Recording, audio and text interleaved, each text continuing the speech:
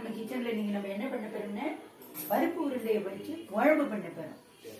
இதுக்கு இப்ப என்ன தேவை, பருப்பு உருண்டை பிடிக்கிறதுக்கு இப்ப ஃபர்ஸ்ட் என்ன தேவை அப்படின்னா, தேவையான அளவுக்கு இதுல எண்ணெயை விட்டுக்கணும்.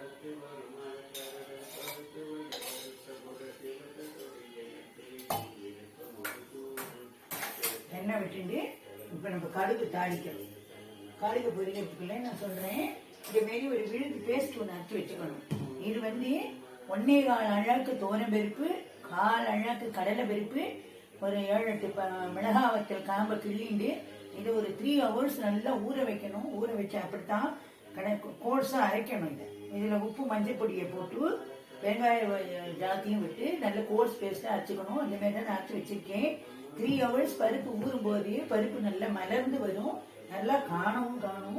அதனால இந்த மாரி இதை நான் அரைச்சி வச்சுக்கணும். இப்போ இந்த கடுகு போட்டுருக்கேன். கடுகு வெடிக்கணும்.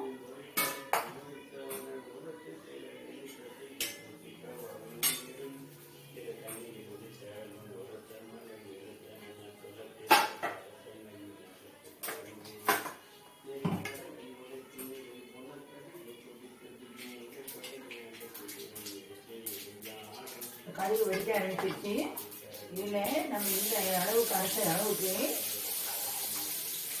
ஒரு 1.5 கை பெரிய வெங்காயம் பொடியா நறுக்கி நான் வச்சிருக்கேன். அதை இதுல போட்டிருக்கேன்.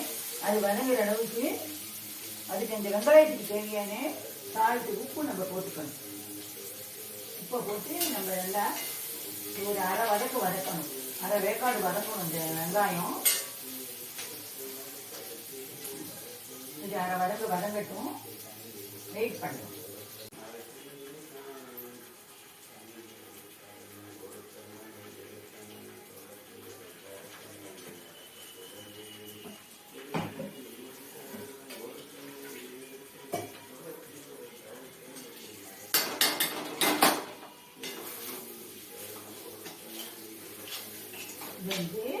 நல்லா இந்த மாதிரி வதக்கணும். சில பேர் வதக்காம அப்படியே ஆவியில வேக வச்சு உரிச்சு போடுவா. அதெல்லாம் சொல்ல முடியாது, ஒரு சமயம் போய் இருக்கிறது கரைஞ்சு போயிடும்.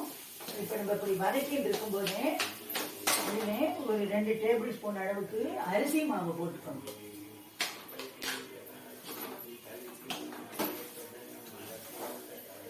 நான் இதுல 1 டேபிள் ஸ்பூன் அரிசி மாவு, 1 டேபிள் ஸ்பூன் கடலை மாவு 2 கலந்து போட்டிருக்கேன். இந்த மாதிரி நல்லா இதை வதக்கணும். ஒரு அரை வதங்கு நல்லா வதங்கி வர்ற அளவுக்கு இதை வதக்கணும். வதக்கினாக்கா இந்த குழம்புல இந்த உருண்டையை போடும்போது கொதிச்சு வரும்போது பிரிஞ்சு விடாம இருக்கும் உங்களுக்கு.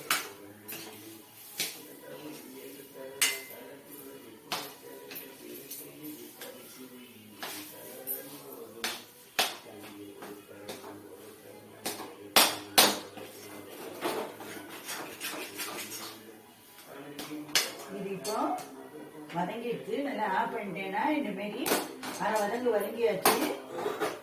இந்த மாரி அரை வதங்கு வதங்கிடுச்சு. இதை ஆஃப் பண்ணிட்டு நான் இதை இந்த மாதிரி ஒரு ஏனத்துல எடுத்து ஆற போட போறேன்.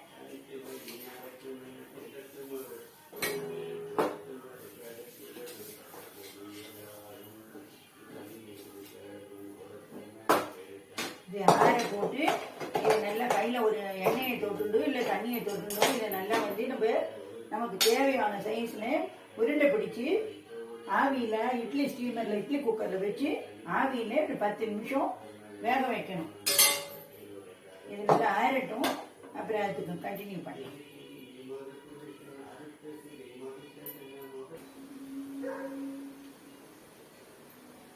இப்போ பருப்பு சாம்பாருக்கு நம்ம இப்போ ரெடி பண்றோம். இப்போ இதுக்கு சட்டியில எண்ணெயை விட்டுண்டாச்சு.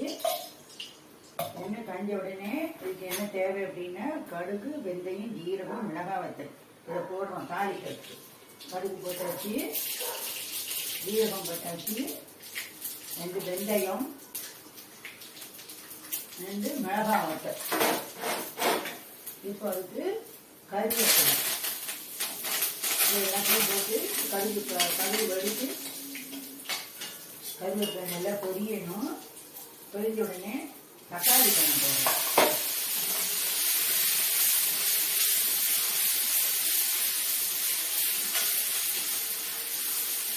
தக்காளி வச்சுட்டு இப்போ வெங்காயத்தை போடணும். பெரிய வெங்காயம் ஒரு வெங்காயம் போடணும். இந்த வெங்காயத்தை போடுறோம். கொஞ்சம் வெங்காயத்துக்காக கொஞ்சோண்டு உப்பை போடணும்.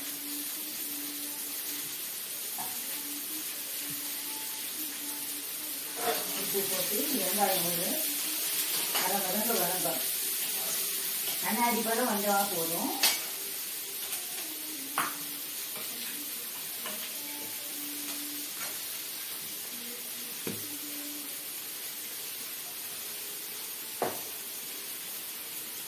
இப்போ இதுக்கு தேவையான கொஞ்சம் பெருங்காய தண்ணியை ஊற்றணும்.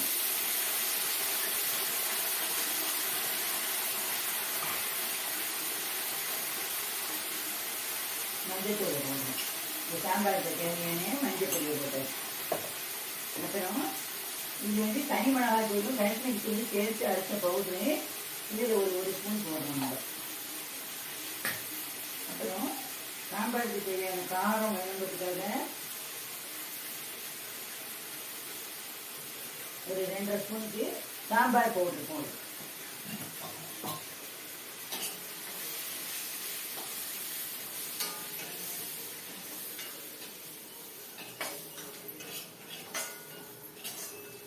எல்லாத்தையும் இந்த பச்சை வாசம் போன உடனே நல்ல ஒரு எலுமிச்சம்பழம் சைஸ் அளவுக்கு ஒரு புளியை கரைச்சி அதில் ஒரு 1/2 லிட்டர் ஜலத்தை விட்டு கரைச்சி வச்சிருக்கிறோம். அந்த புளி தண்ணியை இப்போ இதில் ஊற்றணும். நம்ம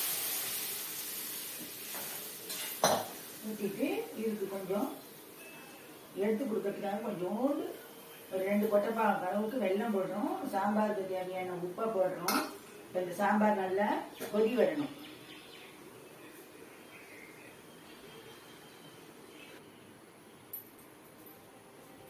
இந்த சாம்பார் நம்ம இப்போ வச்ச பருப்பு உருண்டை சாம்பார் நல்லா கொதி வந்துக்கிட்டு இருக்கு.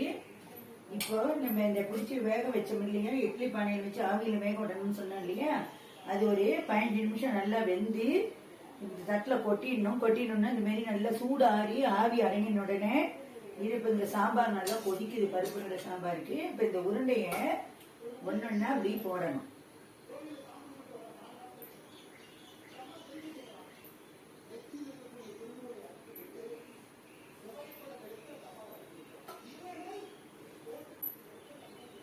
நீங்க இதுமாரி நல்லா வதக்கி நல்லா ஆறினோன்னு உருண்டை பிடிச்சி ஆவியில வச்சு வேக வச்சு எடுத்து ஆறினதுக்கு அப்புறம் இந்த மாரி சாம்பார்ல ஒவ்வொன்னா போடணும். மொத்தமா போட்டீங்கன்னா கரைஞ்சி போயிடும். இந்த உருண்டையை வெறும் எடுத்தும் சாப்பாட்டோட கசிஞ்சு சாப்பிட்டுக்கலாம். தனியா வேணாலும் சாப்பிட்டுக்கலாம். இது அவங்கவுங்க விருப்பத்தை பொறுத்தது. இதுலயே 2-3 ஸ்டைல்ல பண்ணலாம் இந்த பருப்பு உருண்டை சாம்பாரை. இன்னைக்கு இந்த மெத்தட்ல நான் பண்ணியிருக்கேன். இதை சாப்பிட்டுட்டு எப்படி என்ன உங்களுக்கு எப்படி வந்தது, நல்லா இருந்ததா, என்ன ஏதுங்கிறத சொல்லுங்க. இப்போ எல்லாம் கொதிச்சாச்சு. கொதிச்சு பாருங்க இப்படி உருண்டை இப்படி வந்தது, மேலே வந்துடுச்சு. இப்போ இதை நம்ம எடுத்துடணும். அடுப்பு ஆஃப் பண்ணுறோம். இது இப்போ நம்ம சர்விங் டிஷ்ஷுக்கு மாற்றணும்.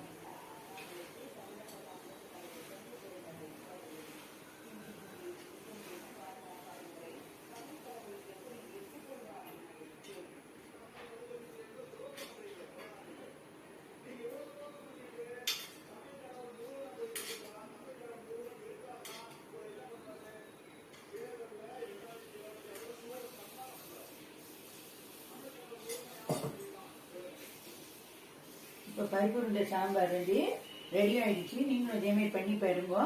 நன்றி, வணக்கம்.